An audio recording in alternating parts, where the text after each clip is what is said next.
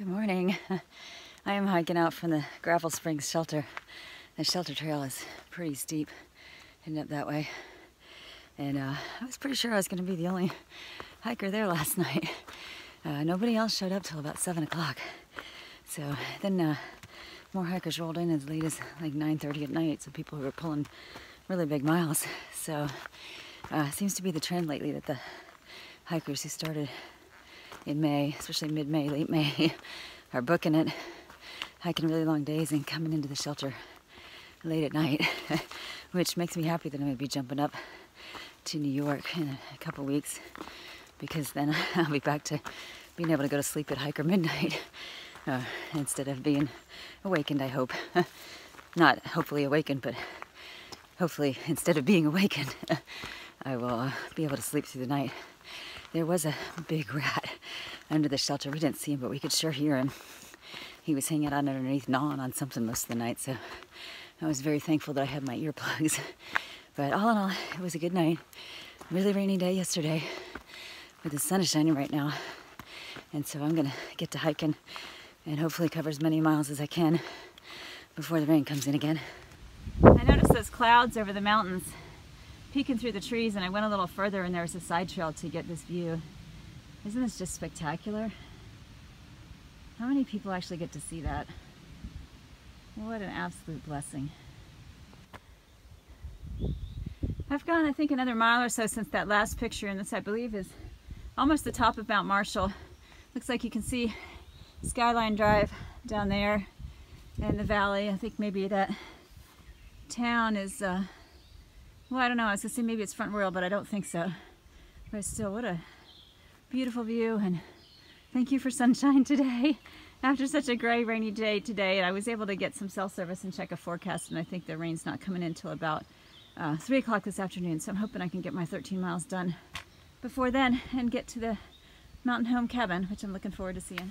Well, this giant thicket, taller than me, most of it, perfect bear territory. I don't know how many are hiding in here, but I'm calling out to them and telling them to make way because I'm coming up the hill. But hopefully I won't startle them and they won't startle me, because we could all be hidden in here.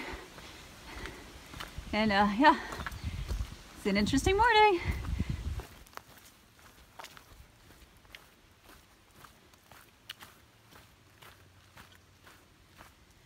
Well, the sunshine is gone.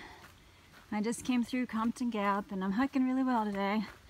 I have about 5.5 miles to go, and there's a shelter in a little over 2 miles where I think I might stop for lunch and rest my feet and then scoot on down the rest of the way. So from here, it's pretty much just little bumps, up and downs, pretty small ones, and then a big downhill, and then one last little final climb. So it should be pretty good unless the terrain gets super rocky, which I hope it won't. But overall, it's been a good hike so far. Well, my journey through the Shenandoah National Park is ending. I am here at the park boundary, and it's been a good hike. Took me 8 days, and I've enjoyed it. Plenty of bears, and as I said, I was a little bit out-beared. Some of them, well, the one that I came face to face with, well, 15 feet, that's face to face to me, was a little close for comfort, but the rest of them were all cool. None of them were aggressive. And so I feel like I've got a lot more experience dealing with bears now, more confidence in that area. The trails have been very nicely groomed by the Potomac Appalachian Trail Club. And yeah, I grumble about the rocks, but that's just me. I haven't made friends with them yet. But overall, it was a good trip, and I would love to come back in a car and see all the things that I couldn't see from the trail, like waterfalls and some of the campgrounds. Actually spent some time there. So I did get to go to Lewis Mountain, but Big Meadows looked amazing, and Loft Mountain I didn't even really get to walk through, so those were cool. And like I said, I'd love to come back sometime and do that as a car camper, as a sightseer. But as a hiker, I've enjoyed it. And now I've just got a little ways to go to the next shelter where I can take a lunch break, and then probably I think about 3 or 4 miles on to my destination for the day. So I'm having a real good day. Well, so much for me hoping the trail wouldn't get rocky. Literally as soon as I crossed the trail boundary, or the park boundary, I come into this. I don't know how far this is going to go on, but oh, it's an adventure. Welcome back to the non-national park AT. Yes, Moon Pie, you're not in the Shenandoahs anymore. There's a little bunny just ahead of me on the trail there. He's really cute. I asked him to stop and let me take a picture, and he did. Thank you. You can run now. Yes, you're cute. You gonna lead me to the hostel? This is where I'm heading. The Mountain Home B&B and cabin. And I might meet the rain if I walk a little faster.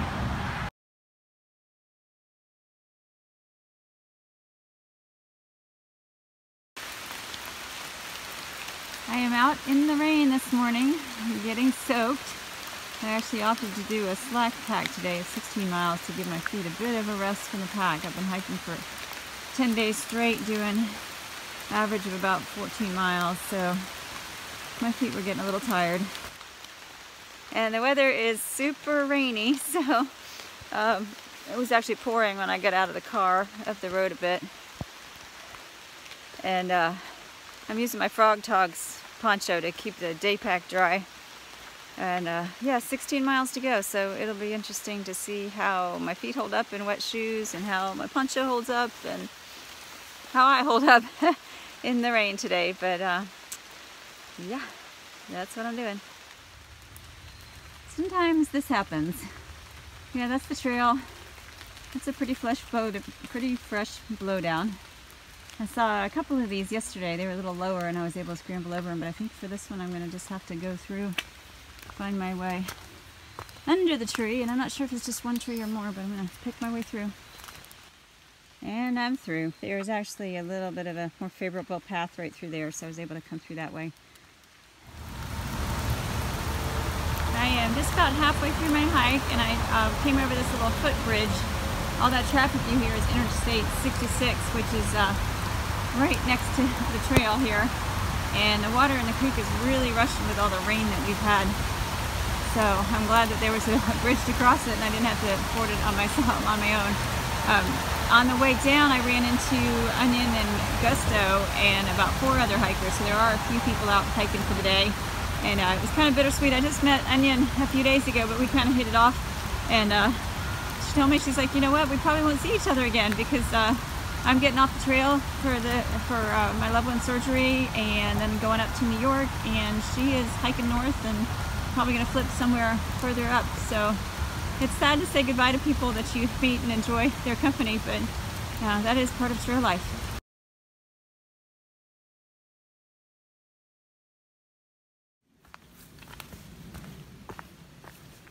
This is the Jim and Molly Denton shelter. Pretty fancy. It's on picnic pavilion, Adirondack chairs. Looks really nice, and I'm actually going to stop and just take a little break and wring out my socks. I know that's futile, but I'm going to do it anyway, and then be on the way for the rest of my hike.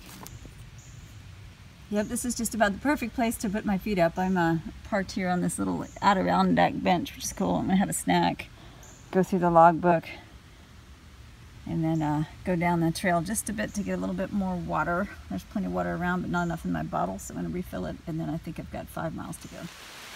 I just nearly stepped on this copperhead. I was finally getting some speed going, and he's just right there in the middle of the trail. Not sure what to do to get him to move. I'm going to work on that.